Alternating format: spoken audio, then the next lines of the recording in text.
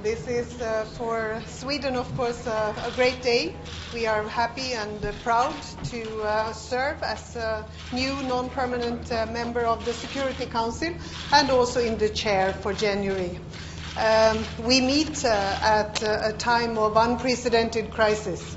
We have millions of people fleeing their home countries, and we also see so much of human suffering and millions of people needing humanitarian assistance.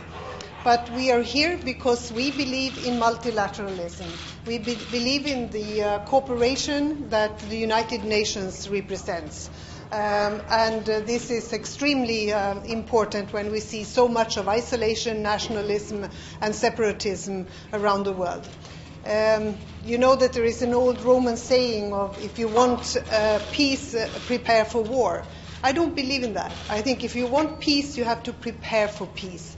And that is why we are so proud to be here and also on the first days of service for our new Secretary General, António Guterres. And we want to help him succeed. We want to give him the best start you can imagine through our presidency of the Security Council.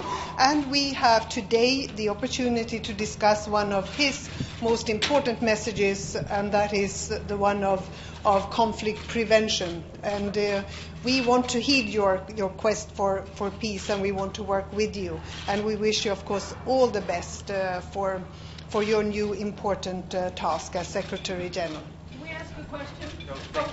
But I think maybe we give the new Secretary General the floor as well. Well, ladies and gentlemen, thank you very much for your presence. I want to thank the Swedish Presidency of the Security Council and the Swedish Minister for taking this initiative.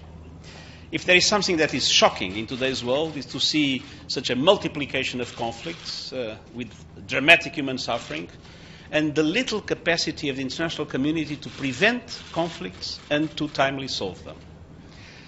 There's probably a reason. TV cameras are not there where a crisis is avoided. Where TV cameras are not, public opinions are not seized, parliaments do not vote budgets, and political leaders do not give it sufficient importance. But the truth is that prevention must be our common priority. The truth is that with prevention we can avoid suffering, with prevention we can avoid destruction, and it's much smarter to prevent crises than to then respond to them. It's smarter. Human suffering diminishes, and even resources will be much more limited. Cheaper. So the right thing to do is to make prevention the central priority of the activities of the international community and the UN. Mr. Secretary General, what steps would you like to see be taken by the Security Council in order to prevent conflict? What strategy? Do you have any particular strategy for that, to achieve that throughout the UN? I think we all need to come together. We all need to recognize that this is a priority for us all, and to understand that prevention is not just doing some diplomacy to avoid the conflict. It's create the conditions for sustainable development that is inclusive and reduces inequalities. It is create the conditions for human rights to be respected. It's create the conditions for the cohesion of societies to be enhanced. Is to create the conditions for people to be able to live with each other, to respect each other, and to avoid the kind of tensions that trigger conflicts in the world. And for that, we all must be united. Thank you very much. Thank you. Okay, thank you. What's your message to the U.S. Senate? Wants to cut the budget.